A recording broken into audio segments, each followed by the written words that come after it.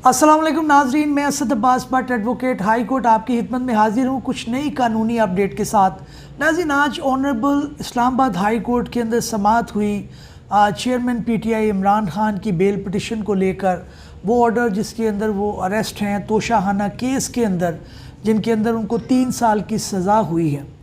उसके अंदर बेशुमार आर्गूमेंट्स जो हुए वो आपको पता है कि मैं आपको थोड़ा सा बताता चलूँ कि गुज़श्ता रोज़ इसके अंदर जो है वो लतीफ़ खोसा साहब पेश हुए थे इमरान खान साहब की तरफ से, और अमजद परवेज़ जो है वो इलेक्शन कमीशन ऑफ पाकिस्तान की तरफ से पेश हुए थे। तो नॉर्मल जो कानून या कोर्ट के अंदर एक रूटीन है या प्रैक्टिस है वो ये है कि जो लोग पिटिशन फ़ाइल करते हैं वो आर्गूमेंट पहले करते हैं, यानी पहले जो जिसने कोई दरख्वास्त या कोई केस फ़ाइल किया होता है उसका ये राइट होता है, ये इस्तेहकाक होता है कि वो पहले अपनी बात करे, अपनी बात को जो है वो ऑनरेबल कोर्ट तक पहुंचाए। तो पिछले रोज़ जो है वो लतीफ़ खोसा साहब ने अपने आर्गूमेंट मुकम्मल कर लिए थे और अमजद परवेज़ साहब ने कहा था कि जनाब मुझे जो है वो इसके अंदर आर्गूमेंट की इजाज़त दीजिए। उन्होंने कुछ आर्गूमेंट किए और उसके अंदर मैं पहले भी बता चुका हूँ, उन्होंने एक बात उठाई कि जनाब सरकार को नोटिस दिए बग़ैर कैसे ये मुमकिन है कि आप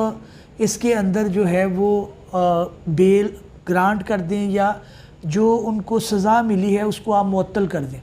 ये अच्छा आर्गूमेंट है, एज ए लॉयर जो है वो लेना चाहिए। लेकिन गुजारिश ये है कि जो शॉर्ट सेंटेंसेस हैं, शॉर्ट सेंटेंसेस होते हैं जो 5 साल से कम जिनके अंदर सज़ाएँ हैं, उसके अंदर जब आप केस फ़ाइल करते हैं तो आप 2 दरख्वास्तें फ़ाइल करते हैं। एक दरख्वास्त ये होती है कि भाई वक्ती तौर पर हमारी जो सज़ा है उसको मुअत्तल कर दिया जाए, और दूसरा ये कि जो सज़ा मिली है उसे मुकम्मल तौर पर ख़त्म कर दिया जाए।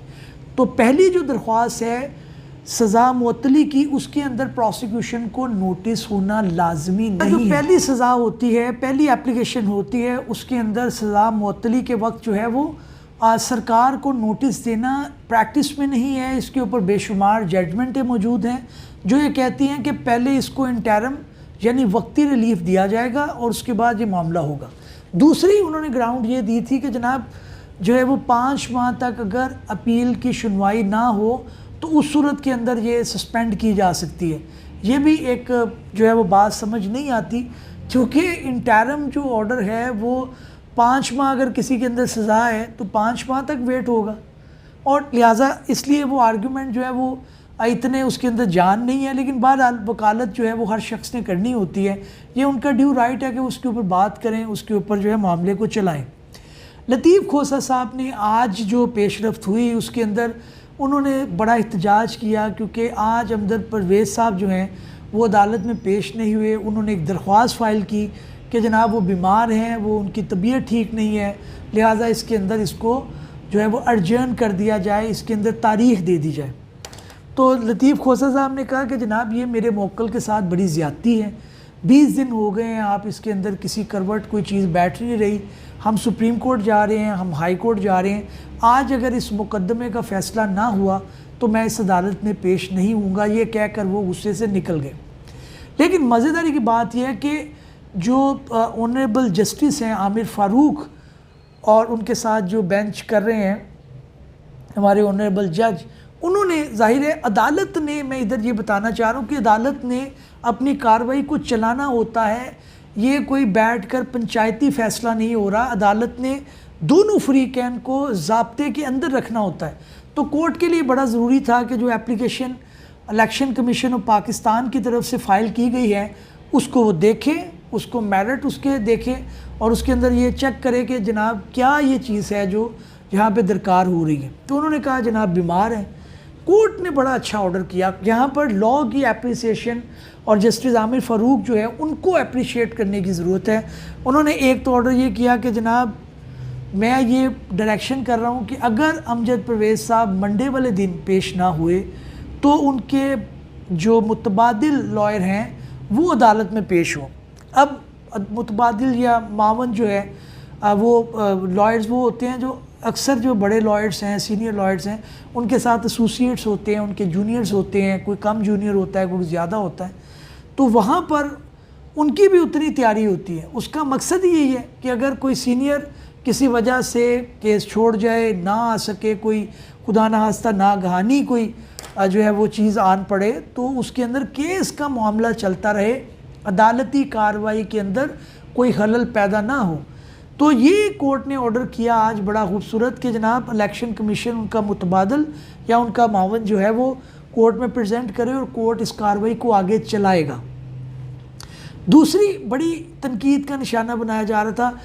کہ جناب لطیف کھوسہ صاحب نے آرگومنٹ کیے کہ نیچے جو دلاور جج صاحب کی کورٹ کے اندر، ہمایوں دلاور جو جج تھے ان کی کورٹ کے اندر ہم پیش نہیں ہوئے، تو ہمارے اوپر یہ جو ہے وہ بات آن پڑی کہ جناب آپ کے خلاف سزا اناؤنس ہو گئی اور ساری چیزیں قانون کے مطابق ہمارے خلاف ہو گئی، تو آج اگر وہ پیش نہیں ہو رہے دوسری سائٹ سے امجد پرویز صاحب، تو کیا اس کے اندر مذائقہ ہے آپ بھی ہمیں جو ہے وہ آرڈر دے دیں۔ تو کورٹ نے اس پہ بڑی خوبصورت آبزرویشن دی، انہوں نے کہا کہ جو غلطی نچلی کورٹ نے کی ہے وہ غلطی ہم بھی کر دیں تاکہ دوسری پارٹی کو یہ جواز ملے سپریم کورٹ کے آگے کہ جناب یہ دیکھیں ہمیں تو نیچے سنا ہی نہیں گیا۔ تو یہ بڑی اچھی بات کورٹ نے کی اور اپریشیٹ کرنے کی بات ہے، ایک لیگل پوائنٹ ہے کہ دونوں فریقین کو سننا چاہیے، 2-4-5 روز کی کوئی بات نہیں ہے۔ بیل خان صاحب کی یہ مسئلہ اس کورٹ کیس کے اندر بیل نہیں ہے، میں آپ کو آگے چل کے بتاتا ہوں کہ اصل مسئلہ ہے کیا جس کے اندر جو ہے وہ تحریک انصاف کو فوکس کرنا چاہیے یا عمران خان صاحب کو فوکس کرنا چاہیے۔ نمبر جو بات آ رہی ہے اس کے اندر، اگلی بات جو آ رہی ہے وہ یہ آ رہی ہے کہ جناب لطیف کھوسہ صاحب چلے گئے اور انہوں نے احتجاج کیا، سینئر کونسل ہیں، ظاہر ہے ان کو غصہ بھی آیا ہوگا، وہ معاملہ آگے بھی ان کے لفٹ کا بھی معاملہ ہو گیا، وہ بھی میں آگے ڈسکس کرتا ہوں، لیکن کورٹ نے یہ بڑی اچھی بات کہی کہ کورٹ نے یہ ساری چیزوں کو اپریشیٹ کر کے اب انہیں پابند کیا ہے اور کوئی بڑی بات نہیں ہے۔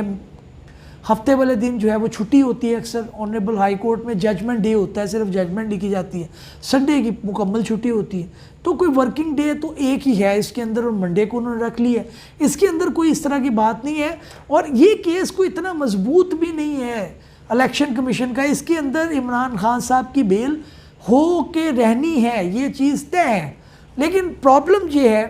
کہ اگلا جو میں آپ کو بات بتاؤں کہ اصل جو قابل فکر بات ہے وہ یہ ہے کہ عمران خان صاحب کے اوپر 180 مقدمات ہیں اور 180 مقدمات کو لے کر ان کو کسی بھی کیس کے اندر اریسٹ کیا جا سکتا ہے۔ ابھی سائفر کیس جو ہے وہ اس کے اندر شاہ محمود قریشی کو پکڑ لیا ہے، اس کے اندر اسد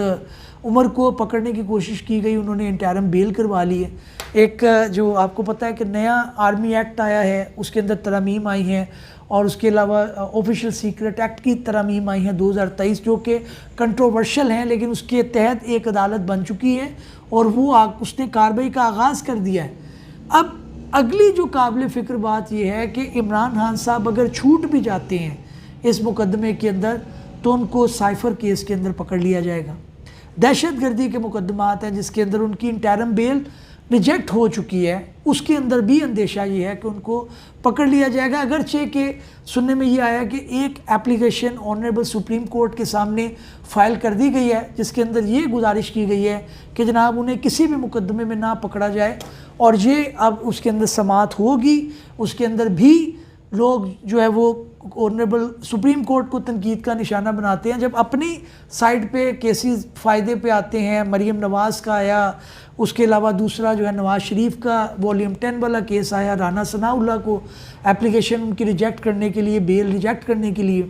ایک کیس فائل کیا گیا تھا، اس کے اندر کو ریلیف ملا، تو تب وہ یہ لوگ نہیں کہتے، لیکن جب کسی دوسری پارٹی کو ملتا ہے تو یہ پھر تنقید کا نشانہ بناتے ہیں۔ یہ نہیں ہونا چاہیے، یہ تحریک انصاف کو بھی نہیں کرنا چاہیے۔ بیلنس رکھیں، اداروں کو اپنا کام کرنے دیں، ان کا کیا کام ہے بھائی؟ آپ ان کو پولیٹیکلی اسائن کر رہے ہیں، پولیٹیکلی ان کو الائن کر رہے ہیں، ملائن کر رہے ہیں، تو یہ نہ کریں، اداروں کو اپنا کام کرنے دیں۔ اور آنریبل جو ہے وہ